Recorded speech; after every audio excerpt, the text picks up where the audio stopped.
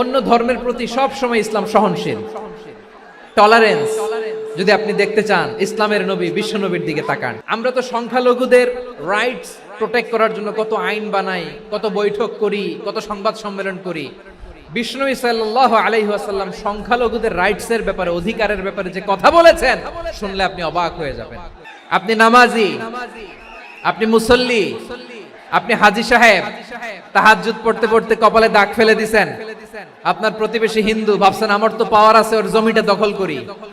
খবরদার, বিশ্বনবী বলেন কোন সংখ্যালঘুর উপর যদি কেউ আক্রমণ করে, তার প্রাপ্য তাকে না দিয়ে যদি তাকে ঠকায়, তার উপর জুলুম করে, তার সম্পদ যদি কেড়ে নেয়, আমি নবী, তুমি মুসলিম হইতে পারো, মুসল্লি হইতে পারো, তার পক্ষে তোমার বিপক্ষে আল্লাহর দরবারে বাদী হয়ে দাঁড়াবো। এখানেই শেষ নয়, বিশ্বনবী বলেন মান কাতালা মুআহাদান, বুখারীর বর্ণনা, মান কাতালা মুআহাদান লাম ইয়ারাহ রাইহাতাল জান্নাহ। অন্যায় ভাবে কোন মুসলিম যদি কোন সংখ্যালঘুরে হত্যা করে, জান্নাতে যাওয়া তো দূরের কথা, ওই মুসলিম জান্নাতের ঘ্রাণও পাবে না। যে আল্লাহ বিশ্বাস করে আর আখিরাতে বিশ্বাস করে, সেজন্য প্রতিবেশীর সাথে ভালো আচরণ করে। প্রতিবেশী আস্তিক হোক নাস্তিক হোক, প্রতিবেশী মুমিন হোক মুশরিক হোক, প্রতিবেশী হইলেই তার সাথে ভালো আচরণের দরকার আছে না নাই? আজকে যে টপিকের উপর আমি কথা বলবো, টপিকটা হচ্ছে peaceful coexistence and communal harmony, শান্তিপূর্ণ সহাবস্থান এবং সাম্প্রদায়িক সম্প্রীতি। আমাদের বাংলাদেশে সাম্প্রদায়িক সম্প্রীতি আছে না নাই?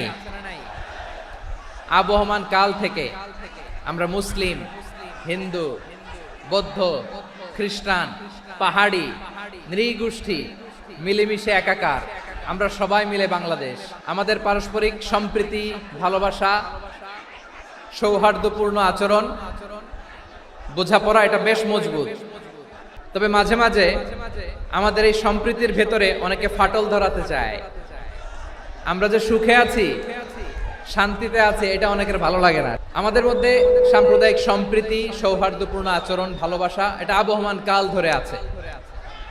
তার প্রমাণ, আমরা তাফসিরুল মাহফিলের আয়োজন করলে আমাদের হিন্দু ভাইরা ডিস্টার্ব করে না, ঠিক কিনা?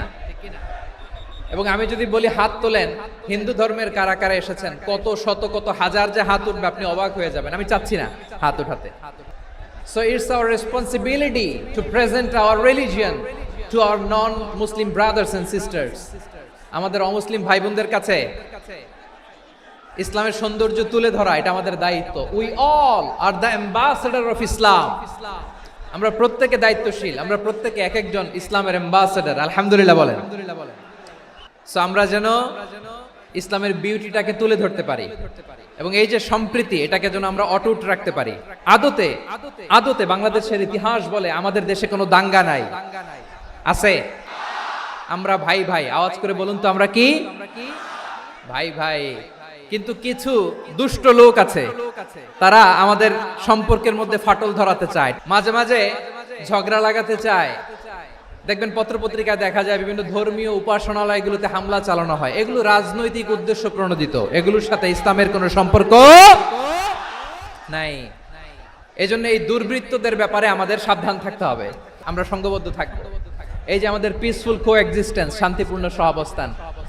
যেদিন হিন্দুদের পূজা অনুষ্ঠান, আমরা ওই দিন তাফসির মাহফিল করি না, ঠিক কিনা বলেন?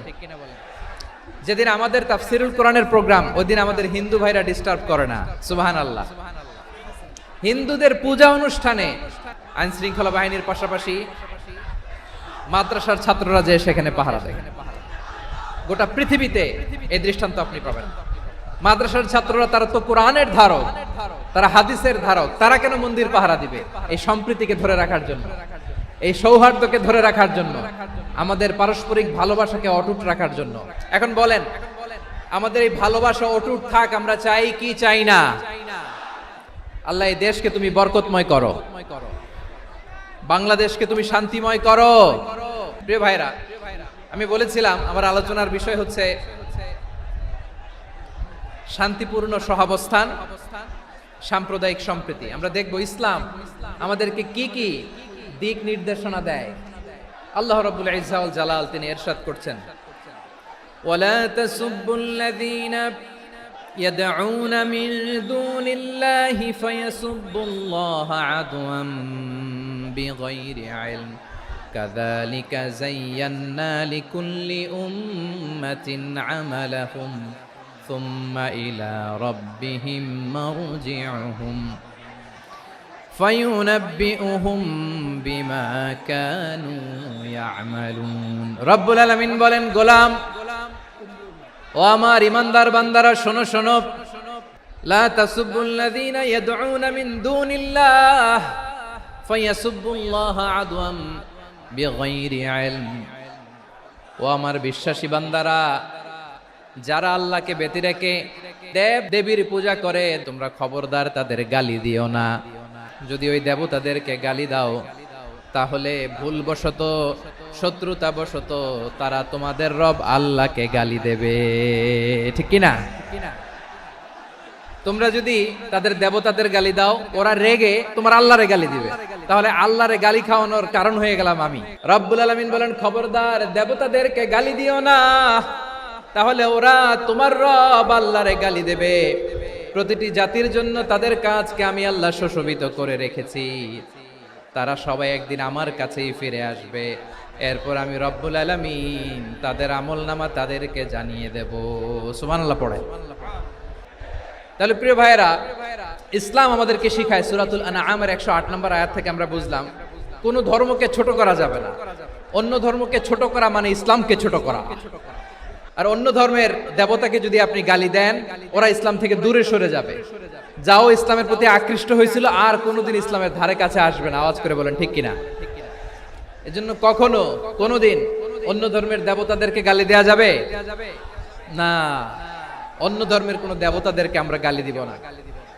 গালি দিব না বরং ইসলামের beauty the beauty of Islam ইসলামের সৌন্দর্যকে আমরা তুলে ধরব আমরা যদি বিশ্বনবী সাল্লাল্লাহু আলাইহি ওয়াসাল্লামের জীবনের দিকে তাকাই তাহলে আমি দেখব বিষ্ণু ঈসা ইসলাম মক্কাতে কিংবা মদিনাতে অন্য ধর্মের লোকদের সাথে খুব পিসফুলি লাইফ লিড করেছেন হোক মুশরিক হোক খ্রিস্টান হোক ইহুদি বিশ্বনবী সবার সাথে মিলেমিশে ছিলেন আলহামদুলিল্লাহ বলেন ইসলাম হচ্ছে পিসফুল রিলিজিয়ন অন্য ধর্মের প্রতি সহনশীলতার সবক ইসলাম আমাদেরকে দেয় কিন্তু প্রতিটি মুসলিমের এটা মনে রাখতে হবে আল্লাহর কাছে পছন্দনীয় গ্রহণযোগ্য ধর্ম জীবনাদর্শ একটি সেটা হচ্ছে ইসলাম এজন্য রব্বুল আলামিন বলেন ইন্নাদ-দীনা ইনদাল্লাহিল ইসলাম আল্লাহর কাছে মনোনীত গ্রহণযোগ্য অ্যাকসেপ্টেড ধর্ম মতাদর্শ একটা সেটা হলো ইসলাম ইসলাম ছাড়া অন্য কোনো ধর্ম যদি কেউ তালাশ করে তার ওই ধর্ম আল্লাহ গ্রহণ করবে না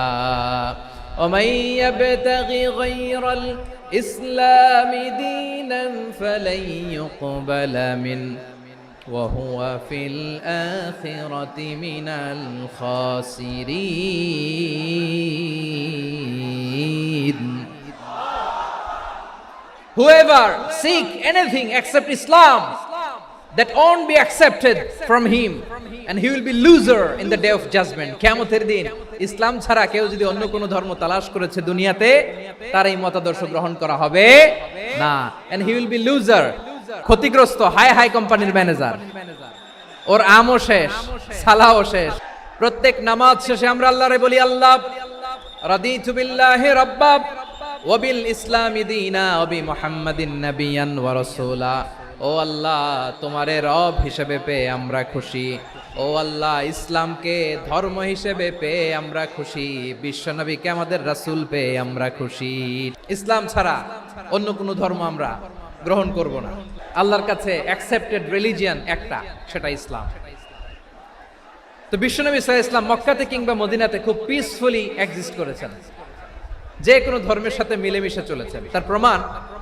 আমরা যদি রাসূল সাল্লাল্লাহু আলাইহি ওয়াসাল্লামের বায়োগ্রাফির দিকে তাকাই তাহলে দেখব তিনি মুশরিকদের সাথে পিস ট্রিটি করেছেন শান্তি চুক্তি পিস ট্রিটি পিস এগ্রিমেন্ট আপনারা হুদাইবিয়ার সন্ধির নাম শুনেছেন ষষ্ঠ হিজরিতে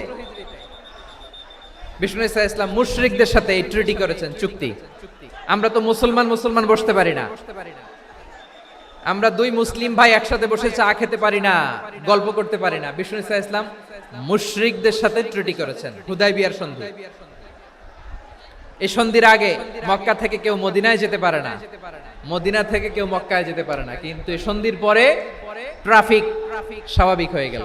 মক্কার লোকেরা মদিনায় আসতে পারে, মদিনার লোকেরা মক্কায় আসতে পারে। এটাকে বলে সুলহে হুদাইবিয়া, the peace agreement of Hudaybiyyah, শান্তি চুক্তি। আমরা পৃথিবীতে এখন অনেক শান্তি চুক্তির নাম শুনি, এগুলো সব the piece treaty of Hudaibiya থেকে কপি করা। আল্লাহু আকবার। মক্কার পার্ট গেল, পিস এগ্রিমেন্ট করলেন, শান্তি চুক্তি। বিষ্ণু ইসলাম মদিনায় যে কি করলেন? মদিনায় যে বিষ্ণু ইসলাম মদিনা চার্টার করলেন, মদিনা সনদ, সাহিফাতুল মদিনা, এটার বলে মদিনা চার্টার। যে ওয়েস্টে, ইউরোপে, আমেরিকাতে তারা অনেক চার্টার করে, এই সব চার্টার মদিনা চার্টার থেকে কপি করা। আওয়াজ করে পড়েন সুবহানাল্লাহ।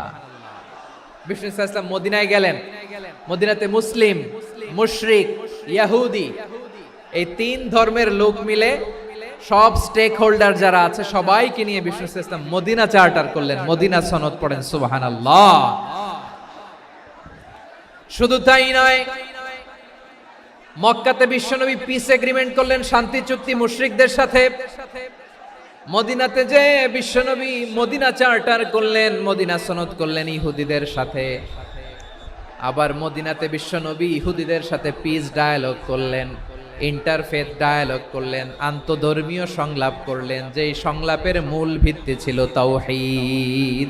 বিশ্বনবী ইহুদিদেরকে ডাকলেন, আহ্বান করলেন, কুল ইয়া আহলাল কিতাবি তাআলাউ ইলা কালিমাতিন সাওয়াইন বাইনানা ওয়া বাইনাকুম আল্লা না'বুদা ইল্লাল্লাহ ولا نشرك به شيئا ولا يتخذ بعضنا بعضا أربابا من دون الله فإن تولوا فقولوا اشهدوا بأننا مسلمون। বিশ্বনবী মদিনার ইহুদিদের ডেকে বললেন, ও ইহুদিরা, শোনো শোনো, আসো এমন একটা আদর্শের প্রশ্নে আমরা একত্রিত হই, যে আদর্শের প্রচার তোমাদের নবীরাও করেছে, আমিও করি, যে আদর্শের কথা তোমাদের পবিত্র ধর্মগ্রন্থগুলোতে আছে, আমার কোরআনেও আছে, সেটা হলো তাওহীদ। আমরা এক আল্লাহ ছাড়া কারো ইবাদত করব না, আল্লাহর সাথে কাউরে শরীক করব না, আল্লাহ ছাড়া কাউরে রব মানব না। পড়েন সুবহানাল্লাহ। তাহলে আমার প্রিয় লালমনিরহাটের ভাইরা, মদিনাতে যে তিনি মদিনা চার্টার করলেন, মদিনা সনদ, পিস ডায়ালগ করলেন, শান্তির সংলাপ, ইন্টারফেথ ডায়ালগ করলেন, আন্তধর্মীয় সংলাপ, যার ভিত্তি ছিল তাওহীদ। তাহলে অন্য ধর্মের প্রতি সব সময় ইসলাম সহনশীল, টলারেন্স। যদি আপনি দেখতে চান ইসলামের নবী বিশ্ব নবীর দিকে তাকান, ঠিক কিনা বলেন? আমরা তো সংখ্যালঘুদের রাইটস প্রোটেক্ট করার জন্য কত আইন বানাই, কত বৈঠক করি, কত সংবাদ সম্মেলন করি। বিষ্ণু সাল্লাল্লাহু আলাইহি ওয়াসাল্লাম সংখ্যালঘুদের রাইটসের ব্যাপারে, অধিকারের ব্যাপারে যে কথা বলেছেন, শুনলে আপনি অবাক হয়ে যাবেন। বিশ্বনবী বলেন, আলা মান যালামা মুআহাদান আও ইনতাকাসাহু আও কাল্লাফাহু ফাওকা তাআতিহি আও আখাযা মিনহু শাইআন বিগাইরি তিবি নাফসিন ওয়া আনা হাজিজুহু ইয়াউমাল কিয়ামা। খবরদার, জেনে রাখো, কেউ যদি কোনো সংখ্যালঘুর উপরে অত্যাচার করে, কোন সংখ্যালঘুর প্রাপ্য থেকে যদি কেউ কাউকে ঠকায়, সংখ্যালঘুর উপর যদি কেউ কষ্ট দেয়, কোন সংখ্যালঘুর সম্পদ যদি কেউ জোর করে কেড়ে নেয়, আমি কিয়ামতের দিন বিশ্বনবী ওই সংখ্যালঘুর পক্ষে আর ওই মুসলমানদের বিপক্ষে বাদী হয়ে দাঁড়াবো। আল্লাহু আকবার। আপনি নামাজি, আপনি মুসল্লি, আপনি হাজী সাহেব, তাহাজ্জুদ পড়তে পড়তে কপালে দাগ ফেলে দিছেন, আপনার প্রতিবেশী হিন্দু, ভাবছেন আমার তো পাওয়ার আছে, ওর জমিটা দখল করি। বিশ্বনবী বলেন, কিয়ামতের দিন ওই হিন্দুর পক্ষে তোর বিরুদ্ধে আমি বাদী হয়ে দাঁড়াবো। পৃথিবীর কোন ধর্মে এরকম স্টেটমেন্ট পাবেন? পাবেন? আপনি ভাবছেন আপনি নামাজ পড়লে হাজী সাহেব কপালে দাগ ফেলায় দিলে আপনি সেলসেলায় জান্নাতে চলে যাবেন না? খবরদার। বিশ্বনবী বলেন, কোন সংখ্যালঘুর উপর যদি কেউ আক্রমণ করে, তার প্রাপ্য তাকে না দিয়ে যদি তাকে ঠকায়, তার উপর জুলুম করে, তার সম্পদ যদি কেড়ে নেয়, আমি নবী, তুমি মুসলিম হইতে পারো, মুসল্লি হইতে পারো, তার পক্ষে তোমার বিপক্ষে আল্লাহর দরবারে বাদী হয়ে দাঁড়াবো। যে নবীর সুপারিশ ছাড়া জান্নাতের গেটও দেখা যাবে না, ওই নবী যদি বলে তোর বিপক্ষে আমি বাদী হয়ে দাঁড়াবো, ওই জান্নাতে আর ঢোকার কোনো সুযোগ আমাদের থাকবে? এখানেই শেষ নয়, বিশ্বনবী বলেন মান কাতালা মুআহাদান, বুখারীর বর্ণনা, মান কাতালা মুআহাদান লাম ইয়ারাহ রাইহাতাল জান্নাহ। কেউ যদি, কোন মুসলিম যদি অন্যায়ভাবে কোনো সংখ্যালঘুকে হত্যা করে, কোনো হিন্দুকে হত্যা করে, কোনো বৌদ্ধরে হত্যা করে, অন্যায়ভাবে কোনো মুসলিম যদি কোনো সংখ্যালঘুরে হত্যা করে, জান্নাতে যাওয়া তো দূরের কথা, ওই মুসলিম জান্নাতের ঘ্রাণও পাবে না।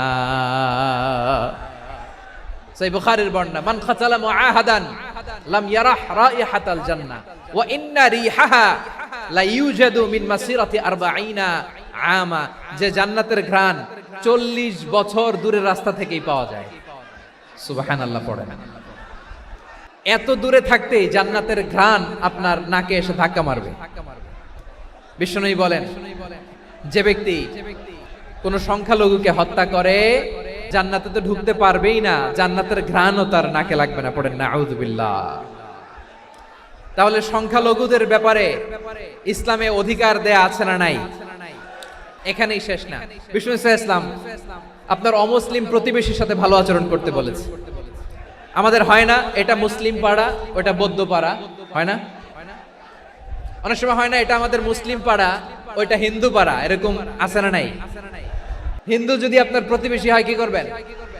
ওর কষ্ট দিবেন নাকি? কেন? ও তো হিন্দু, ও তো আমার আল্লাহরে ডাকে না, ওরে কষ্ট দিলে জায়েজ হবে না? খবরদার। বিষ্ণু ইসলাম বলেন, মান কানা ইউমিনু বিল্লাহ ওয়াল ইয়াউমিল আখির ফালিউকরিম জারাহ। যে আল্লাহ বিশ্বাস করে আর আখিরাতে বিশ্বাস করে, সেজন্য প্রতিবেশীর সাথে ভালো আচরণ করে। সুবহানাল্লাহ। কলিজা জুড়ায় যায় না আমার নবীর কথাগুলো শুনলে?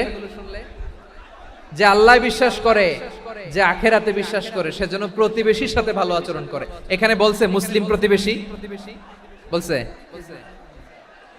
নামাজি প্রতিবেশী বলছে, আল্লাহওয়ালা প্রতিবেশী বলছে না।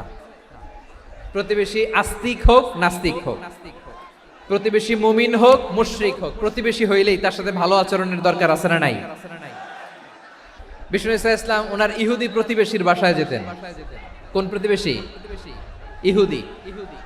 এক ইহুদি কিশোর বিষ্ণু ইসলামের খেদমত করতে, ইহুদি ছেলে আমার নবীর খেদমত করতো, তারা ছিল নবীর প্রতিবেশী।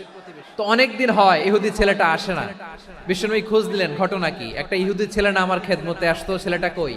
খোঁজ নিয়ে জানলেন ছেলেটা অসুস্থ। বিষ্ণু ইসলাম ওই ইহুদির বাড়িতে চলে গেলেন ওই ছেলেটাকে দেখা করার জন্য, ভিজিট করার জন্য।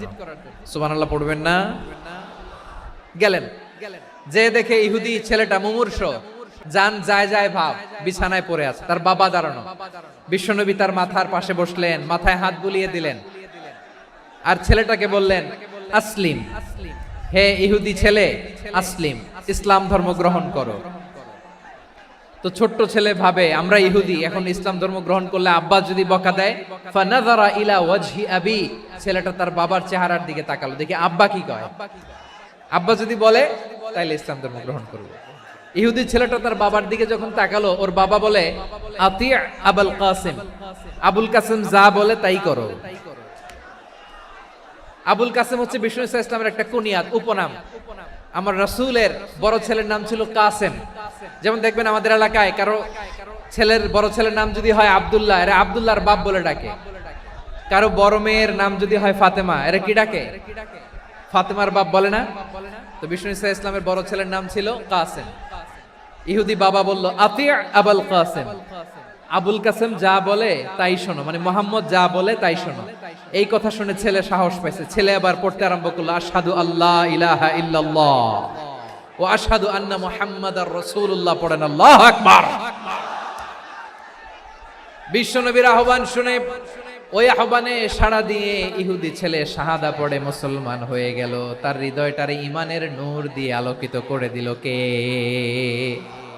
প্রিয় ভাইরা, এবার রাসূল সাল্লাল্লাহু আলাইহি ওয়াসাল্লাম বের হয়ে আসলেন ঘর থেকে, আর বললেন আলহামদুলিল্লাহিল্লাযী আনকাযাহু মিনান নার। প্রশংসা সে আল্লাহর, যে আল্লাহ জাহান্নামে চলে যাচ্ছিল প্রায় এমন একটা লোককে মুহূর্তের মধ্যে কালেমায়ে শাহাদাতের বদৌলতে জান্নাতি বানায় দিলেন। আওয়াজ করে পড়েন সুবহানাল্লাহ। এই হাদিস থেকে আমরা কি শিখলাম? What is the moral of the story? এক নম্বর স্টোরি হলো, প্রতিবেশী ইহুদি হোক হিন্দু হোক, যাবেন, সুসম্পর্ক রাখবেন, উপহার দিবেন, বিপদে পাশে দাঁড়াবেন, তাইলেই তো আপনাদের প্রতি, মুসলমানদের প্রতি তারা আকৃষ্ট হবে, ঠিক কিনা বলেন? আপনি যদি হিন্দুদের সাথে বৌদ্ধদের সাথে নাই মিশেন, নাস্তিকের কাছে নাই যান, তো ইসলামের সৌন্দর্যটা ওরা বুঝবে কেমনে? আমার অনেক হিন্দু পরিচিত ভাই আছে, ওরা আমাদের ইফতারির প্রোগ্রামে এসে একসাথে ইফতারি করে। অনেক মদখোর আমার সাথে বসে একসাথে ডিনার করে, হাফ প্যান্ট পরা, গলায় স্বর্ণের চেইন, হাতে স্বর্ণের ব্রেসলেট, আইসা আমার সাথে ডিনার করছে, আছে এরকম। গাঁজাখোর, আমি বলে আসো, welcome welcome to my dinner, আসো বসো, বসলেই তো আমি ওর ডিএনএ, চিন্তার ডিএনএ চেঞ্জ করে দেওয়ার সুযোগ পাবো, চিল্লায় বলো ঠিক কি না? আসতে হবে আমার কাছে। The door of Islam is open 24/7. সব সময় আমাদের ইসলামের দরজা আমার অমুসলিম ভাইদের জন্য খোলা আছে না নাই? এই হাদিস থেকে দুইটা শিক্ষা। এক নম্বর শিক্ষা, প্রতিবেশী মুসলিম হোক অমুসলিম হোক, যান, অসুস্থ হইলে একটু আপেল নিয়ে যান, আঙ্গুর নিয়ে যান, কমলা নিয়ে যান, তাদের সাথে ভালো আচরণ করেন। ইসলামের বিউটি দেখে, সৌন্দর্য দেখে অবাক হবে, নসিব ভালো হলে কোনোদিন কালিমা পড়ে মুসলমান হয়ে যাবে। তাহলে অমুসলিমের সাথে ভালো সম্পর্ক। বিশ্বনবী ইহুদির বাড়িতে গেলেন, ইহুদির বাড়ি, আর আমার মুসলমান ভাই আমার কাফের বলে, এরকম আছে না নাই? মুসলিম মুসলিমরা দেখতে পারে না, সহ্য করতে পারে। বিশ্বনবী সাল্লাল্লাহু আলাইহি ওয়াসাল্লাম ইহুদির বাড়িতে গেলেন, এটা একটা শিক্ষা। দুই নম্বর শিক্ষা হলো, বিশ্বনবী সাল্লাল্লাহু আলাইহি ওয়াসাল্লামের খাদেম ছিল ইহুদি, এতদিন খেদমত করলো, একদিনও বিশ্বনবী ওরে কালিমার দাওয়াত দেয় নাই। কারণ কি? বিশ্বনবী একটা ভালো সময়ের অপেক্ষা করতেছিলেন, প্রপার টাইমিং। দাঈর কাজ হচ্ছে দাঈ, দাঈ ইলাল্লাহ, সে হচ্ছে সুযোগ সন্ধানী। দাঈ সুযোগ খোঁজে, কখন দাওয়া দিলে ব্যাটে বলে হবে, ঝোপ বুঝে কোপ মারে, ঠিক কিনা বলেন? বিষ্ণু সাল্লাল্লাহু আলাইহি ওয়াসাল্লাম ভালো সময়ের অপেক্ষা করতেছিলেন, দেখি ভালো সময় আসুক আসুক আসুক আসুক। আস্তে আস্তে এমন সময় আসছে, ছেলে এবার মুমূর্ষ, অসুস্থ ব্যক্তির হৃদয় অত্যন্ত নরম থাকে। হসপিটালে যখন কেউ যায় তার হৃদয়টা বড্ড নরম থাকে, মৃত্যুর ভয়ে তার অন্তরটা নরম থাকে, ঠিক কিনা বলেন? এই প্রপার টাইমিং এর অপেক্ষা করতেছিলেন, যখনই টাইমিং পেয়েছেন দাওয়াত দিলেন, পড়ো লা ইলাহা ইল্লাল্লাহ, সুবহানাল্লাহ পড়েন সবাই। তাহলে ইসলাম অমুসলিম প্রতিবেশীর সাথে ভালো আচরণ করতে বলে। ইসলাম অমুসলিম মাতা পিতার সাথেও ভালো আচরণ করতে বলে। মাতা পিতা যদি অমুসলিম হয় তারা ফেলে দিতে পারবেন? অনেক হিন্দু ছেলে আমাদের হাতে শাহাদা পড়ে মুসলিম হয়, কিন্তু ওর মা মুসলমান হয় নাই, বাবাও হয় নাই, এরকম আছে না নাই? তো ও হয়েছে মুসলিম, মা বাপ হিন্দু, এখন মা বাপ কি বাদ? হ্যাঁ, মা বাপ বাদ দেয়া যাবে? যেই মা আপনারে 9 মাস 8 মাস পেটে ধারণ করলো, আপনার মায়ের নার ছেঁড়া ধন, আপনি ওই মারে বাদ দিতে পারবেন? যে মায়ের বুকের তাজা দুধ খেয়ে আপনি আজকে বাড়ন্ত তাজা তরতাজা, ওই মারে বাদ দেয়া যাবে? মায়ের এক ধারে দুধের দাম, কাটিয়া গায়ের চাম, পাপুষ বানাইলে ঋণের শোধ হবে না, এমন দরদি ভাবে কেউ হবে না আমার মাগো। মায়ের এক ধারে দুধের দাম, কাটিয়া গায়ের চাম, পাপুষ বানাইলে ঋণের শোধ হবে না, এমন দরদি ভাবে কেউ হবে না আমার মাগো। মাকে তো বাদ দেয়া যায় না। وقضى ربك ألا تعبدوا إلا إياه وبالوالدين إحسانا। আল্লাহ বলে অবধারিত দুইটা ভার্ডিক তোমাদের জন্য, এক আল্লাহর ইবাদত করবা আর মা বাবার প্রতি ইহসান করবা। আদেশটা কার? মা বাবার প্রতি ইহসান করতে হবে। আমার মা হিন্দু হোক ভালো আচরণ করতে হবে, বৌদ্ধ হোক ভালো আচরণ করতে হবে। আমার যে সমস্ত হিন্দু ভাইয়েরা মুসলিম হয়েছে, তোমাদের মা বাবা এখনো মুসলমান হয় নাই, তাদের সাথে ভালো আচরণ করতে হবে। আপনাদের খেদমত নিজে করতে হবে অথবা খেদমতের ব্যবস্থা করাই দিতে হবে। মান্থলি যে খরচ লাগে এটা দিতে হবে। আরে তুমি এখন মুসলিম, তোমার মা বাবা হিন্দু, এখনই তো সুযোগ ইসলামের সৌন্দর্য দেখানো। এখন মা বাবা যদি দেখে আরে এটা হিন্দু থাকতে তো বদমাইশ ছিল, বেয়াদব ছিল, কি এমন ধর্ম সে গ্রহণ করলো যেটা গ্রহণের সাথে সাথে সে পাল্টে গেল, নসিব ভালো হইলে তারাও কালিমা পড়ে মুসলমান হয়ে যাবে। বিষ্ণু ইসলামের স্ত্রীর নাম ছিল আয়েশা রাদিয়াল্লাহু তাআলা আনহা, আবু বকর রাদিয়াল্লাহু তাআলা আনহুর মেয়ে। আবু বকর রাদিয়াল্লাহু তাআলা আনহুর আরেক মেয়ের নাম হচ্ছে আসমা। দুজনই আবু বকর রাদিয়াল্লাহু তাআলা আনহুর মেয়ে, আসমা আর আয়েশা, দুজন বোন, এক মায়ের না, বাবা এক মা দুইজন। আয়েশা রাদিয়াল্লাহু তাআলা আনহার মায়ের নাম উম্মে রুমান, আর আসমা রাদিয়াল্লাহু তাআলা আনহার মায়ের নাম কুতাইলা বিনতে আব্দুল উজ্জা। আবু বকর রাদিয়াল্লাহু তাআলা আনহু 4টা বিয়ে করেছিলেন। তো একই ঘটনা ঘটেছে এই ফ্যামিলিতে। আসমা ইসলাম ধর্ম গ্রহণ করে মুসলিমা, কিন্তু তার মা কুতাইলা মুশরিকা। তার মানে মেয়ে মুসলিম, মা অমুসলিম, ভেজাল আছে না নাই? কিন্তু কুতাইলা আর ধৈর্য ধারণ করতে পারে না। নার ছেড়া ধন, কলিজার টুকরা ধন, কলিজার টুকরা সন্তান আসমারে দেখতে বড্ড মন চায়। সাইয়েদনা আসমা রাদিয়াল্লাহু তাআলা আনহা মক্কা থেকে হিজরত করে মদিনায় চলে গেলেন হুদাইবিয়ার পর। যখন মক্কা মদিনা ট্রাফিক স্বাভাবিক হলো, মক্কার লোক মদিনায় যায়, মদিনার লোক মক্কায় আসে। কুতাইলা কলিজার টুকরা সন্তান আসমারে দেখার জন্য কিছু উপহার নিয়ে বিশাল মরুপথ পাড়ি দিয়ে মক্কা থেকে মদিনায় যায়। সুবহানাল্লাহ বলেন। এখন মা আসছে মেয়ের সাথে দেখা করতে, মেয়ে তো আর দেখা দেয় না। মেয়ে ভাবছে আমার মা তো মুশরিকা, অপবিত্রা, তার সাথে কি দেখা দেয়া যাবে? বিশ্বনবীর দরবারে চলে গেলেন। কি সৌভাগ্যবান ছিল তারা, মাসলা জানার দরকার হলেই নবীর দরবারে চলে যেত। ঘরে বউয়ের সাথে ঝগড়া হলে নবীর দরবারে চলে যেত। অনেক সাহাবী বলে আমার পেটে ক্ষুধা লাগলো আমি নবীর কাছে চলে যেতাম, কারণ নবীর চেহারার দিকে তাকালেই আমার পেটের ক্ষুধা মিটে যেত। সাইয়েদনা আসমা রাদিয়াল্লাহু তাআলা আনহা বিশ্বনবীর কাছে চলে গেলেন, যে বললেন ইয়া রাসূলুল্লাহ ইয়া হাবিবাল্লাহ ইন্না উম্মি কাদিমাতুন ইলাইয়া ওয়া হিয়া রাগিবা। আমার মা মক্কা থেকে অনেক দূর মরুর পথ পাড়ি দিয়ে উপহার সামগ্রী নিয়ে মদিনায় আমার সাথে দেখা করতে এসেছে গো নবী। আমার জানতে বড্ড ইচ্ছে হয় আমি আমার মুশরিকা দেখা করতে পারবো কিনা। আফা আসিলুহা, আগে যেমনি আমি আমার মায়ের সাথে ভালো আচরণ করতাম, যেমনি আমি আমার মায়ের সাথে সদাচরণ করতাম গো নবী, এখন আমি মুসলিমা, মা মুশরিকা, এখনো কি আগের মতো সদাচরণ করতে পারবো নাকি? বিশ্বনবী বললেন নাম সিলিহা, হ্যাঁ রে আসমা, অবশ্যই অবশ্যই, আগে ঠিক যেমন তুমি তোমার মায়ের সাথে ভালো আচরণ করতে, এখনো তেমনি আগের মতো ভালো আচরণ করবা। কি ইসলাম আমরা পেয়েছি! কত ব্রড মাইন্ডেড আমাদের ইসলাম, কত ওপেন মাইন্ডেড ইসলাম, কত ওপেন আপ করতে পারে, চিন্তা করতে পারেন। বিষ্ণু বললেন হ্যাঁ অবশ্যই, নাম সুলিহা, আগে যেমনি ভালো আচরণ করছো আসমা, এখন ওইরকমই করো, পারলে আরো বাড়াই করো। তাহলে আমার যে হিন্দু ভাইয়েরা, হিন্দু বোনেরা, ইমানের দৌলতে আপনি ধন্য হয়েছেন, আপনার আম্মা আব্বা এখনো মুসলমান হয় নাই, তাদের জন্য দোয়া করেন, আল্লাহ যেন তাদেরকেও ইমানের দৌলত দান করে। এখন বলেন ইসলাম কি ন্যারো মাইন্ডেড রিলিজিয়ান না ব্রড মাইন্ডেড? কতটা ব্রড মাইন্ডেড দেখেন। বিশ্বনবী সাল্লাল্লাহু আলাইহি সাল্লাম অমুসলিমরা যদি নবীকে উপহার দিত, ওই উপহারও বিশ্বনবী গ্রহণ করতেন। সুবহানাল্লাহ পড়েন। আপনার অমুসলিম বন্ধু যদি উপহার দেয় সেটাও আপনি নিতে পারবেন, যেটা নেওয়া জায়েজ। কিন্তু আপনার বন্ধু যদি আপনার মদের বোতল দেয়, নিতে পারবেন না। হালাল যে কোনো জিনিস নিতে পারবেন। বিশ্বনবী সাল্লাল্লাহু আলাইহি ওয়াসাল্লাম অমুসলিমদের দেয়া হাদিয়া গ্রহণ করতেন। কেমন নবী ছিলেন! আমার নবীরে চিনে নেন, আমার নবীর অ্যাটিটিউড জেনে নেন। বিষ্ণু ইসলাম যখন কোন জনপদে যেতেন 3টা অপশন নিয়ে যেতেন। 1 নাম্বার অপশন আসলিম তাসলাম, নতুন এলাকায় গেলে বলতেন আসলিম তাসলাম, ইসলাম ধর্ম গ্রহণ করো, শান্তিতে থাকবা, আমার ভাই হয়ে যাবা, আমরা ভাই ভাই, ইসলাম মানো, আমরা ভাই ভাই।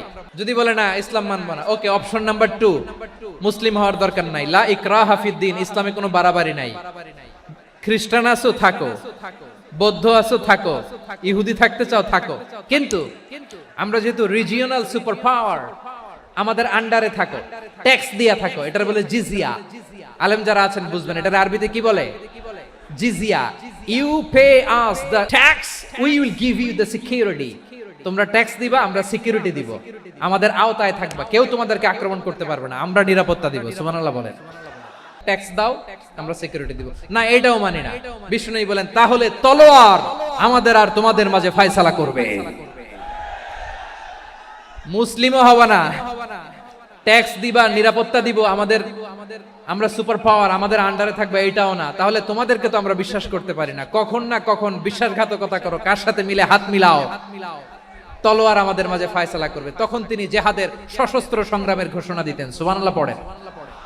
দেখেন পশ্চিমারা জেহাদকে এইভাবে চিত্রায়িত করে না। ওরা জেহাদ বলতে বুঝায় তলোয়ার, হাত কাটো, গলা কাটো না। জেহাদ সশস্ত্র সংগ্রাম 3 নম্বরে।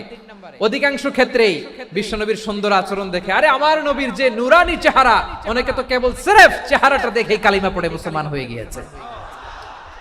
যারা মুসলিম হয় নাই তারা তাদের ইসলামেই বলবৎ ছিল, ট্যাক্স দিয়ে ইসলামের আন্ডারে ছিল। যারা এটাও মানে নাই ওইটাও মানে নাই, তাদের বিরুদ্ধে জেহাদ। বিষ্ণু ইসলাম 7ম হিজরিতে যখন খায়বার বিজয়ের পরে ইসলাম রিজিওনাল সুপার পাওয়ার হিসেবে আত্মপ্রকাশ করলো, বিশ্বনবী চিঠি লিখলেন অন্যান্য সুপার পাওয়ারের কাছে। রাষ্ট্রীয় চিঠি লেখে এক রাষ্ট্রপ্রধান আরেক রাষ্ট্রপ্রধানের কাছে। এই যে 24-এর ছাত্র নাগরিক অভ্যুত্থানে, এই অভ্যুত্থান যখন শুরু হয়, আমি তখন সাউথ আফ্রিকাতে একটা স্ট্যাটাস দিয়েছিলাম, কোটা নয় গোটা দেশ সংস্কার করা লাগবে। আমাদের ইউনাইটেড আরব আমিরাতের বাংলাদেশি ভাইয়েরা তারা সেখানে রাস্তায় নেমে এসেছিল, জানেন? ওইখানে ডেমনস্ট্রেশন করা যায় না, সেখানকার সরকার তাদেরকে যাবজ্জীবন দিয়েছিল। তখন আমাদের এই যে প্রধান উপদেষ্টা ডক্টর মোহাম্মদ ইউনূস সরাসরি G2G বলে, এটারে G2G, government to government, G2G, উনি চিঠি লিখলেন যে তাদেরকে, ইউর হাইনেস, হে সম্মানিত আমির, আপনি আমার এই চিঠির কারণে আমার সম্মানে এই 53 জন বাংলাদেশিকে মাফ করে দেন। এই চিঠির বদৌলতে বেকসুর খালাস পেয়ে গিয়েছিল আমাদের ভাইরা। জানেন না এই ঘটনা আপনারা? তাহলে গভর্নমেন্ট টু গভর্নমেন্ট চিঠি দেওয়া হয়। 7ম হিজরিতে বিষ্ণু ইসলাম সব সুপার পাওয়ারের কাছে চিঠি দিলেন, রোমান সম্রাটের কাছে, পারস্য অধিপতির কাছে, মিশরের অধিপতির কাছে, সবার কাছে চিঠি লিখলেন। চিঠির ভাষা ছিল এরকম, মিন মুহাম্মাদিন রাসূলিল্লাহ ইলা মুকাওকিস আযীমিল কিবত, মুহাম্মদ রাসূলুল্লাহর পক্ষ থেকে মিশরের বাদশার কাছে, আসলিম তাসলাম, ইসলাম মানো শান্তিতে থাকবা, সালামুন আলা মান ইত্তাবা আল হুদা, শান্তি তার জন্য যে হেদায়েতের অনুসরণ করে। সুবহানাল্লাহ পড়েন। তো এই চিঠি অনেকে ভালোভাবে রিসিভ করেছে, অনেকে এই চিঠি পাওয়ার পরে নবীর কাছে আবার ইন রিটার্ন উপহার পাঠিয়েছে। মিশরের বাদশা মুকাওকিস তিনি বিশ্বনবীকে বিশাল এক উপহারের ডালি পাঠিয়েছেন। মিশরের বাদশা মুকাওকিস ছিলেন ধর্মে খ্রিস্টান। কি উপহার দিয়েছিল আমার নবীকে? 1000 স্বর্ণমুদ্রা। 2টা খ্রিস্টান দাসী, একজনের নাম মারিয়া বিনতে শামউন আল কিবতিয়া, আরেকজনের নাম সিরিন বিনতে শামউন আল কিবতিয়া। একজন খ্রিস্টান দাস 20 থান কাপড় জামা বানানোর জন্য, আমরা নবী যেন সেলাই করে জামা বানাতে পারে এজন্য 20 থান কাপড়। এরপরে একটা গাধা যেটার নাম ছিল উফাইর, আর একটা খচ্চর, এটার নাম ছিল দুলদুল। খচ্চর চিনেন? গাধা আর ঘোড়ার ক্রসিং এ যে প্রাণীটা দুনিয়াতে আসে ওটার খচ্চর বলে। তো এই যে সুপার পাওয়ার খ্রিস্টান বাদশার কাছে নবী চিঠি লিখলেন, ওই খ্রিস্টান বাদশা আমার নবীকে উপহার দিল। বিশ্বনবী এই উপহারগুলো সানন্দে গ্রহণ করেছে। তাহলে অমুসলিম কেউ যদি আপনাকে উপহার দেয়, হালাল উপহার হলে আপনি গ্রহণ করতে পারবেন। অনুরূপ ভাবে পারস্যের বাদশা, রোম সম্রাট বিশ্বনবীকে উপহার পাঠিয়েছেন। আমার নবী সবগুলো উপহার, গিফট গ্রহণ করেছেন। আম্মাজান আয়েশার কাছে মাসালা জানতে চায় মেয়েরা, হে আম্মাজান, অগ্নি উপাসকেরা তাদের ঈদের দিন নওরোজের সময় আমাদেরকে পাখি দেয়, নেওয়া যাবে? উনি বললেন, ওরা জবাই করে দিলে নেওয়া যাবে না, কিন্তু ওরা যদি ফলমূল এরকম খাবার দেয় এগুলো নেওয়া যাবে। তার মানে অমুসলিমদের দেয়া উপহার এটা গ্রহণ করা যায়। শুধু তাই নয়, বিষ্ণু ইসলাম অমুসলিমদের সাথে আর্থিক লেনদেনও করেছেন, ফিনান্সিয়াল ডিলিং করেছেন। অমুসলিমদের সাথে প্রয়োজনে আপনি ফিনান্সিয়াল ডিলিং করতে পারবেন। আমরা প্রায় দেখি বাজারের মিষ্টির দোকানগুলো আমার হিন্দু ভাইদের, তারপরে যে বারবার শপ, চুল কাটে যে নাপিত, অধিকাংশ নাপিতের দোকানে কারা? আমার হিন্দু ভাইরা। তা আপনি চুল কাটতে পারবেন কিনা? পারবেন। তার দোকান থেকে দই মিষ্টি কিনতে পারবেন কিনা? হ্যাঁ, আমার মুসলিম ভাইয়ের দোকান থাকলে ওইটারে আমি বেশি প্রায়োরিটি দিব, ঠিক কিনা? কিন্তু যদি তাদের সার্ভিস নিতে চান, প্রোডাক্ট নিতে চান, পারবেন। তার দলিল সহিহ বুখারী, আম্মা জান আয়েশা রাদিয়াল্লাহু তাআলা আনহা বলেন, ইশতারা রাসূলুল্লাহ সাল্লাল্লাহু আলাইহি ওয়াসাল্লাম মিন ইয়াহুদিয়িন তুআমান ওয়ারাহানাহু দিরআহু মিন হাদিদ। রাসূল সাল্লাল্লাহু আলাইহি ওয়াসাল্লাম এক ইহুদির কাছ থেকে, কার কাছ থেকে? আমার নবী, পেয়ারা নবী এক ইহুদির কাছ থেকে জব কিনেছিল, জব, বার্লি, যেটা দিয়ে রুটি বানায়। ওই জবের দাম দেওয়া টাকা পয়সা নবীর কাছে ছিল না, ফলে নবী ওনার একটা পোশাককে মর্গেজ রেখেছিলেন, মর্গেজ, বন্ধক, যে এখন এটার দাম দিতে পারবো না, কয়েক কেজি বার্লি নিয়ে যাই আর বন্ধক হিসেবে আমার জামাটা রেখে গেলাম, যেদিন দাম দিব ওই দিন জামাটা ছুটায় নিয়ে যাব। দিরআহু মিন হাদিদ, লোহার তৈরি বর্ম, মানে যুদ্ধের পোশাক, লোহা দিয়ে বানানো। বিশ্বনবী বললেন কয়েক কেজি জব দাও, টাকাটা পরে দিব, এখন টাকা নাই, বন্ধক হিসেবে, মর্গেজ হিসেবে আমার জামা রেখে গেলাম, যখন টাকা দিব জামা ছুটায় নিব। এ থেকে বোঝা গেল অমুসলিমদের সাথে ফিনান্সিয়াল ডিলিং করা যায়, অর্থনৈতিক লেনদেন করা যায়, কেনাবেচা করা যায়, প্রোডাক্ট কেনা যায়। এমনকি আমাদের মসজিদে নববীতে বারান্দায় আপনারা একটা অটোমেটিক ফ্লাইং আমব্রেলা দেখছেন? সূর্য যখন বাড়ে মসজিদে নববীর বারান্দায় ইয়ার্ডের মধ্যে অটোমেটিক্যালি কিছু আমব্রেলা আছে, শাঁ করে খুলে যায়, আর সূর্যের তাপ লাগে না। আবার সন্ধ্যাবেলায় এই আমব্রেলা গুলো ওরা ক্লোজ করে ফেলে, দেখছেন? এই মসজিদে নববীকে সর্বোচ্চ উন্নত মানের কনস্ট্রাকশন ইনফ্রাস্ট্রাকচার ডেভেলপ করার জন্য কর্তৃপক্ষ কিছু অমুসলিম ইঞ্জিনিয়ারের, ডিজাইনারের সহায়তা নিয়েছিল। সুবহানাল্লাহ বলেন। কোন দলিলের ভিত্তিতে? এই দলিলের ভিত্তিতে যে বিষ্ণু ঈসা ইসলাম অমুসলিমদের সাথেও লেনদেন করেছেন। আওয়াজ করে বলতে হবে আল্লাহু আকবার। শুধু তাই নয়, ইন কেস অফ ইমার্জেন্সি, প্রয়োজনে ইসলামের খাতিরে, ইসলামকে সামনের দিকে এগিয়ে নিয়ে যাওয়ার জন্য অমুসলিমদের সাপোর্ট নেওয়া জায়েজ আছে। সুবহানাল্লাহ বলেন।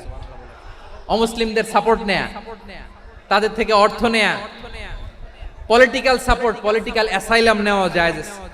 আমাদের অনেক বিশ্ববরেণ্য দায়ীরা আমেরিকায় অস্থায়ীভাবে অ্যাসাইলাম নিয়ে থাকে, নিজের দেশে গেলে ফাঁসিতে ঝুলাই দিবে।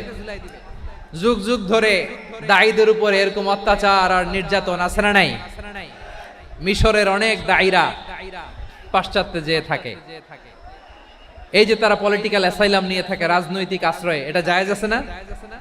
এটা যে জায়েজ আছে তার প্রমাণ স্বয়ং বিশ্বনবী সাল্লাল্লাহু আলাইহি ওয়াসাল্লাম পলিটিক্যাল সাপোর্ট নিয়েছিলেন অমুসলিমদের কাছ থেকে। আমার ভাইরা, বিশ্বনবীর বয়স তখন প্রায় 51 বছর। কত বছর? বিশ্বনবীর সবচেয়ে কাছের মানুষ খাদিজা রাদিয়াল্লাহু তাআলা আনহা ইন্তেকাল করেছেন। বিশ্বনবী বড্ড কষ্ট পেলেন, হৃদয়টা ভেঙে খান খান। যিনি ঘরের ভেতরে বিশ্বনবীকে সান্ত্বনা দিতেন, ভালোবাসা দিতেন, বাইরে গেলে কুরাইশরা বকাঝকা করে, অত্যাচার করে, কিন্তু আম্মাজান খাদিজা রাদিয়াল্লাহু তাআলা আনহা ঘরটারে এমন শান্তির নীড় বানায় রেখেছেন, এই ঘরের ভিতরে ঢুকলে বিশ্বনবীর কলিজাটা ঠান্ডা হয়ে যেত। এজন্য রব্বুল আলামিন বলেন, খাদিজা, ও আমার বান্দি খাদিজা, জান্নাতে এমন স্পেশাল একটা ঘর আমি তোমার জন্য রেডি করে রেখেছি। ওই ঘরের মধ্যে কোনো আওয়াজ নাই, ওই ঘরের মধ্যে কোনো নয়েজ নাই, ওই ঘরে কোনো বিশৃঙ্খলা নাই। কারণ মক্কার জমিনে আমার নবী কুরাইশদের বিশৃঙ্খলা, নয়েজ আর ঝামেলাগুলোকে উপেক্ষা করে যখন তোমার ঘরের ভিতরে ঢুকতো, ঘরটারে তুমি শান্তির নীড়, ঠান্ডা, নীরব, নিস্তব্ধ, নিঝুম আর শান্তির নীড় বানিয়ে রেখেছো। এজন্য জান্নাতে স্পেশাল একটা শান্তির নীড় আমি তোমারে উপহার দেব। ওই প্রিয়তমা স্ত্রী খাদিজা ইন্তেকাল করলেন, বিশ্বনবীর হৃদয় ভেঙে খান খান। আবার ওনার চাচা আবু তালেব ইন্তেকাল করলেন, যিনি পলিটিক্যাল শেল্টার দিতেন নবীকে। আবু তালেবের ভয়ে, বিশ্বনবীর এই চাচার ভয়ে কোন মুশরিক নবীর গায়ে হাত দেওয়ার সাহস পায় নাই। এখন স্ত্রীও নাই, চাচাও নাই, নবীকে আশ্রয় দেওয়ার কেউ নাই, নবীর চারদিকে অন্ধকার। নবী এখন কই যাবেন? আমার পেয়ারা নবী নতুন স্টেশন খুঁজতেছেন, নতুন দাওয়াতি প্ল্যাটফর্ম খুঁজতেছেন। তিনি যায়েদ বিন হারেসা রাদিয়াল্লাহু তাআলা আনহুকে নিয়ে মক্কার পাশের একটা নেইবরিং সিটি তায়েফে চলে গেলেন দিনের দাওয়াত দেওয়ার জন্য। নাকি জমি কিনতে গেছিলেন? দুনিয়ার যশ খ্যাতির জন্য, নিজের কোনো লাভের জন্য? তায়েফবাসীদেরকে জাহান্নামের আগুন থেকে বাঁচানোর জন্য। আওয়াজ করে বলতে হবে ঠিক কিনা? বিশ্বনবী বিশাল মরুপথ, পাহাড়ি পথ পাড়ি দিয়ে তায়েফের মরুজমিনে গেলেন কোরআনের দাওয়াত নিয়ে, ইমানের দাওয়াত নিয়ে। কিন্তু তায়েফের লোকেরা বিশ্বনবীর দাওয়াতকে শুধু প্রত্যাখ্যান করেই থামে নাই, তারা বিশ্বনবীর সাথে অত্যন্ত খারাপ আচরণ করেছে, বিশ্বনবীকে শারীরিকভাবে হেনস্থা করেছে, আমার নবীকে শারীরিকভাবে অত্যাচার করেছে।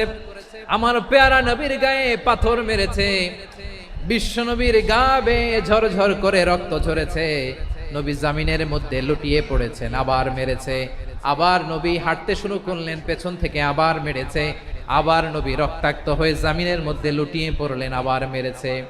বিশ্ব নবীর মতো এত সুশ্রী মানব, বিশ্ব নবীর মতো এত শুভ্র মানব, বিশ্ব নবীর মতো এমন চমৎকার দেহাবয়ব দিয়ে রব্বুল আলামিন কাউকে বানান নাই। এরকম চমৎকার মানুষটাকে তারা তায়েফের ওই জমিনে রক্তাক্ত করেছে। বিশ্বনবী দুনিয়ার কোনো স্বার্থের জন্য সেখানে যান নাই, নিজের কোনো লাভের জন্য, প্রাপ্তির জন্য যান নাই, তায়েফবাসীদের জাহান্নামের আগুন থেকে বাঁচাতে গিয়েছেন। খেয়ে না খেয়ে দ্বীনি প্রচারের কাজে নিজেকে দিয়েছ বিলিয়ে, তায়েফের কাফিরেরা চিনল না সে আলো, দুষ্ট ছেলেদের পিছু দিল লেলিয়ে, পাথরের আঘাতে ক্ষত বিক্ষত হয়ে সারা শরীর থেকে রক্ত ঝরে।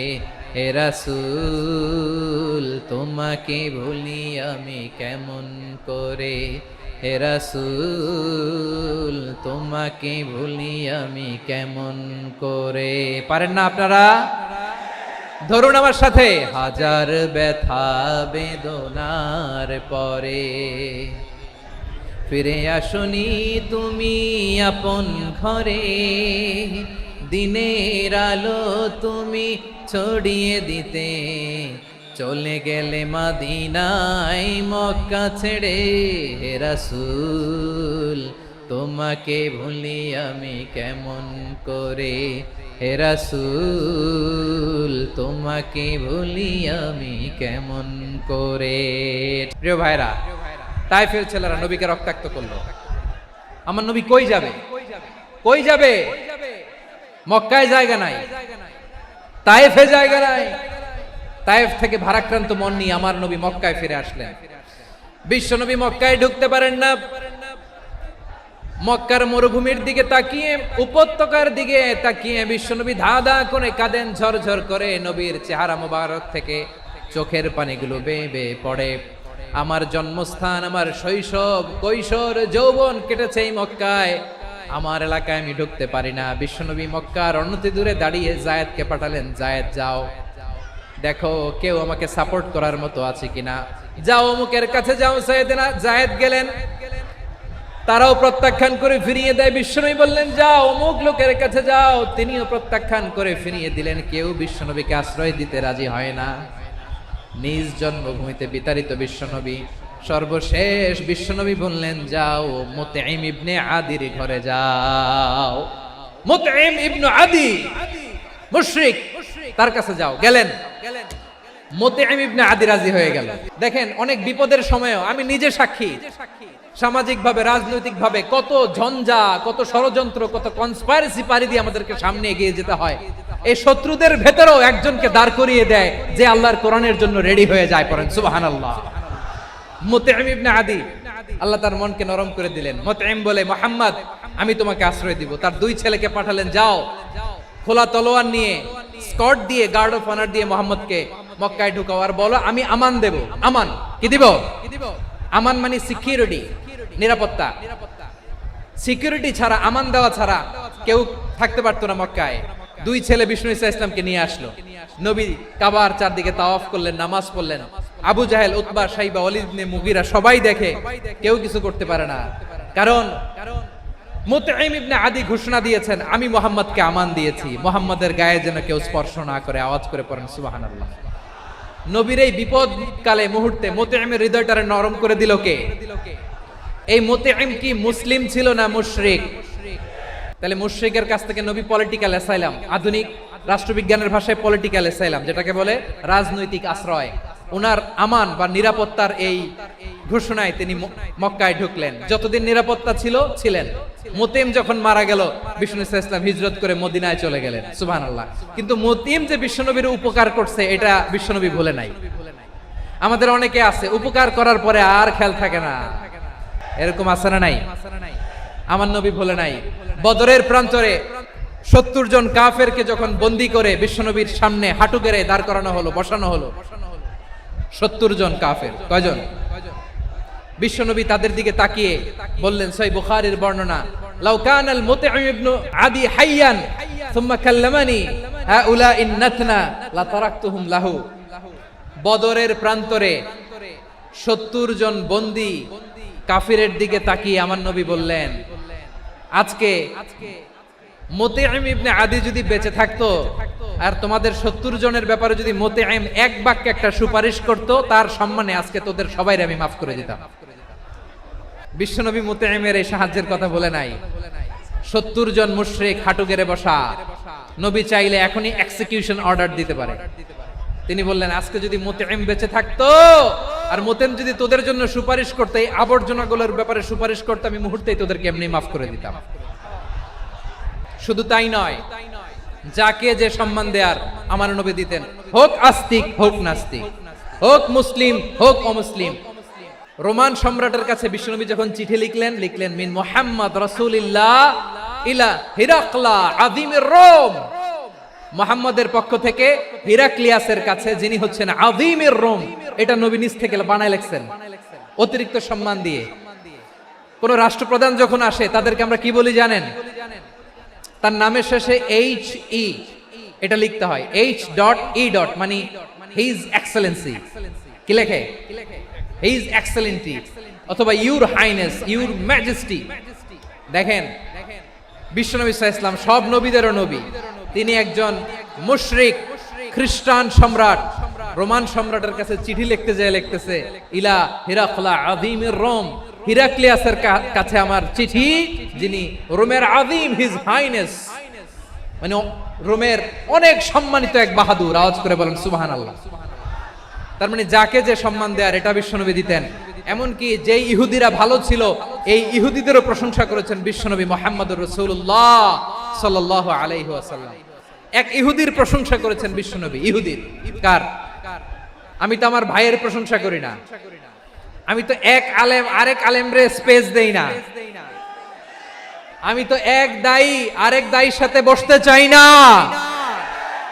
আমার নবী ইহুদির প্রশংসা করে। কার প্রশংসা? ওই ইহুদির নাম ছিল মুখাইরিক। সিরাত গ্রন্থ ঘাটলে পাবেন। তিনি বলেছেন মুখাইরিক খাইরু ইয়াহুদ, Mukhayriq is the best of the Jews. জুইশদের মধ্যে সে সবচেয়ে ভালো। কেন প্রশংসা করলেন তার? এর কারণ মদিনা চার্টারে কথা ছিল সব ধর্মের মুসলিম, মুশরিক, ইহুদিরা মিলে মদিনাকে রক্ষা করবে। কিন্তু তৃতীয় হিজরিতে যখন উহুদের যুদ্ধ শুরু হলো, সবার কথা ছিল যেই আক্রমণ করে আমরা মদিনাকে বাঁচাবো। কোন শহরকে বাঁচাবো? মদিনাকে। কিন্তু কুরাইশরা যখন অ্যাটাক করলো, ইহুদিরা আর আসে না, ইহুদিরা আর বেরোয় না। বিষ্ণু বললেন, ওহে ইহুদিরা, তোমরা না চুক্তি করলে আমার সাথে যে মদিনা বাঁচাতে সবাই ঝাঁপিয়ে পড়বো, আসো। একটা ইহুদিও বেরোয় না, কেউ আসে না সেদিন, একজন ছাড়া। তার নাম মুখাইরেক। তার নাম কি? মুখাইরেক বাহাদুরের মতো ঘোড়সাওয়ার হয়ে বেরিয়ে গেলেন এবং বললেন, গোটা ইহুদি সাম্রাজ্যের একজনও যদি না আসে, আমি মুখাইরেককে কেউ ঘরে আটকে রাখতে পারবে না। বেরিয়ে আসলেন, এসে বললেন, আমি মুহাম্মদের পক্ষে যুদ্ধ করব। আমি মারা গেলে আমার সম্পদ আমার উত্তরাধিকারীরা পাবে না, আমার সম্পদ তোমরা মুহাম্মদকে দিয়ে দিবা। সুবহানাল্লাহ বলেন। উহুদের ময়দানে 70 জন মুসলমান শহীদ হলো। এই ইহুদি, সেও মুসলমানের পক্ষে যুদ্ধ করে নিহত হলো। মুসলিমদের লাশ যখন নিয়ে আসা হলো, এই মুখাইরিকের লাশও নিয়ে আসা হলো। মুসলিমদের লাশের পাশে মুখাইরিকের লাশ দেখে বিশ্বনবী মুখাইরিকের প্রতি অনেক খুশি হলেন। আর বিশ্বনবী খুশি হয়ে বললেন, মুখাইরিক খায়রু ইয়াহুদ, মুখাইরিক যদিও তুমি ইহুদি, তারপরে তুমি সব ইহুদিদের মধ্যে সেরা ইহুদি। পড়েন সুবহানাল্লাহ। আমার নবী ইহুদিকেও সম্মান দিতে কার্পণ্য করে নাই। আওয়াজ করে বলেন আল্লাহু আকবার। এজন্য অমুসলিম হইলেই তারা আমাদের শত্রু নয়। শত্রু কারা? যে সমস্ত অমুসলিম আমাদেরকে নিশ্চিহ্ন করে দিতে চায়, যে সমস্ত অমুসলিম আমাদের ভূখণ্ড থেকে আমাদেরকে তাড়িয়ে দিতে চায়, যে সমস্ত অমুসলিম আমার ধর্ম নিয়ে তুচ্ছতাচ্ছিল্য করে চিল্লায় বলেন ঠিক কিনা, তারা আমাদের শত্রু। সাধারণ অমুসলিমরা আমার শত্রু নয়।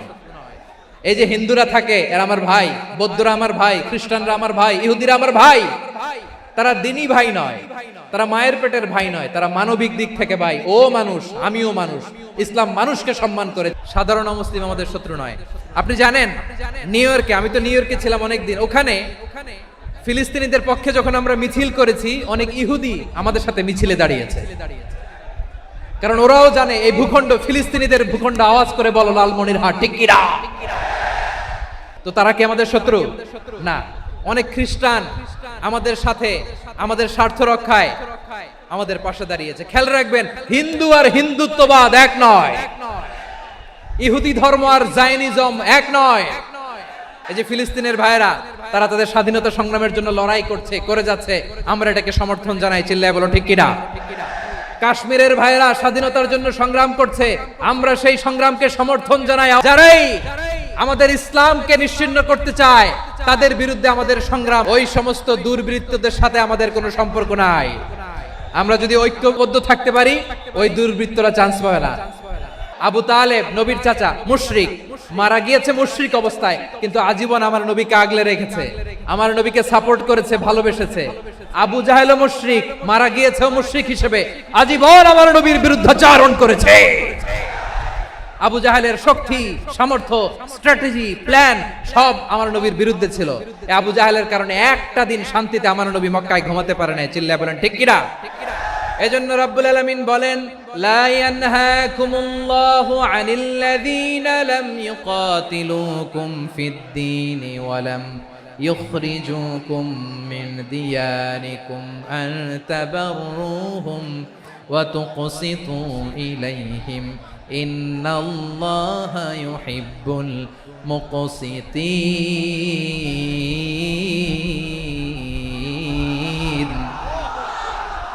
আল্লাহ বলে, গোলামেরা শোনো শোনো, যে সমস্ত অমুসলিম তোমাদের সাথে ধর্মযুদ্ধে লিপ্ত হয় না, তোমাদের বিরুদ্ধে যে সমস্ত অমুসলিম অস্ত্র ধরে না, যে সমস্ত অমুসলিম তোমাদেরকে তোমাদের জন্মস্থান থেকে, ভূখণ্ড থেকে তাড়িয়ে দেয় না, তাদের সাথে ভালো আচরণ করতে আমি আল্লাহ নিষেধ করি নাই। তাদের সাথে সদাচরণে কোনো নিষেধাজ্ঞা নাই, বরং তাদের সাথে সদাচরণ করো, এটাই আমি আল্লাহ চাই। তাহলে আমার যে অমুসলিমরা আমাদের সাথে শত্রুতা করে না, তুচ্ছতাচ্ছিল্য করে না, আমাদের ভূমি থেকে আমাদেরকে উচ্ছেদ করতে চায় না, আমাদের বিরুদ্ধে অস্ত্র ধরে না, ওই অমুসলিম ভাইদের সাথে আমাদের কোনো দ্বন্দ্ব আছে? কোনো বিরোধ আছে? বরং আছে ভালোবাসা। বরং আছে কি? এই ভালোবাসা দিয়ে আমরা বিশ্ব জয় করব। রাজি আছো মুসলমান? আমাদের পুঁজি ভালোবাসা। আমাদের পুঁজি কি? আমার এই পুরো আলোচনা থেকে দা রিলিজিয়াস কোএক্সিস্টেন্স, পিসফুল কোএক্সিস্টেন্স, শান্তিপূর্ণ সহাবস্থান, কমিউনাল হারমোনি, এই সাম্প্রদায়িক সম্প্রীতি, এই আলোচনা থেকে কি বুঝলেন? ইসলাম কি ন্যারো মাইন্ডেড না ব্রড মাইন্ডেড? এই ব্রড মাইন্ডেড হৃদয় নিয়ে, ভালোবাসা দিয়ে আমরা বিশ্ব জয় করতে চাই। রাজি আছেন? আল্লাহ কবুল করুক। আমরা সবাই পড়ি আমিন। আমার প্রিয় মায়েরা, বোনেরা, আপনাদের জন্য একটা হাদিস বলে শেষ করব। বিশ্বনবী বলেন, আমার মায়েরা খেয়াল করে শুনুন, বিশ্বনবী আপনাদের উদ্দেশ্য করে বলেন, আল মারআতু ইযা সাল্লাত খামসাহা ওয়া সামাত শাহরাহা হাফিজাত ফুরুজাহা আতাআত বা'লাহা ফালতাদখুল মিন আইয়ি আবওয়াবিল জান্নাতি শাআত। বিশ্বনবী আপনাদেরকে 4টা কাজের কথা বলেছেন, খুব বেশি না।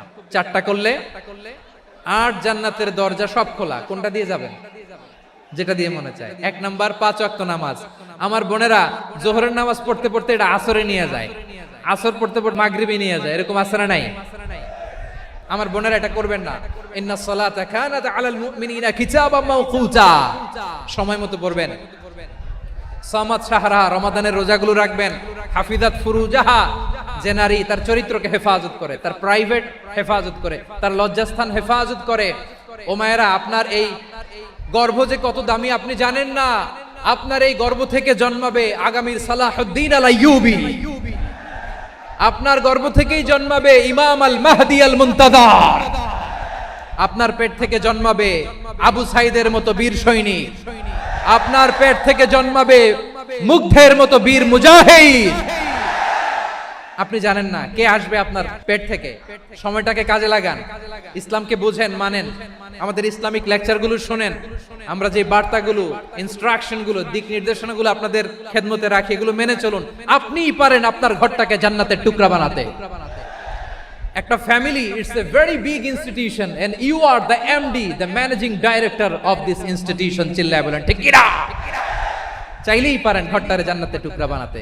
5 ওয়াক্ত সালাত, রমাদানের রোজা, নিজের চরিত্রের হেফাজত, ও আতাআত বালাহা, স্বামীর আনুগত্য। এটাতে অনেকে ভুল করে থাকে। হায় রে আমার বোনেরা, স্বামীর আনুগত্যকে এটা নিজের অপমান মনে করবেন না। আপনার স্বামী আপনার সবচেয়ে বড় গার্ডিয়ান, তিনি আপনার সবচেয়ে ভালো চায়। নারী কখনো গার্ডিয়ানশিপের বাইরে থাকতে পারে না। হয় আপনি বাবার গার্ডিয়ানশিপের ভেতরে, বাপ না থাকলে ভাই আপনার গার্ডিয়ান, ভাই না থাকলে চাচা গার্ডিয়ান, বিয়ের পরে আপনার স্বামী আপনার গার্ডিয়ান।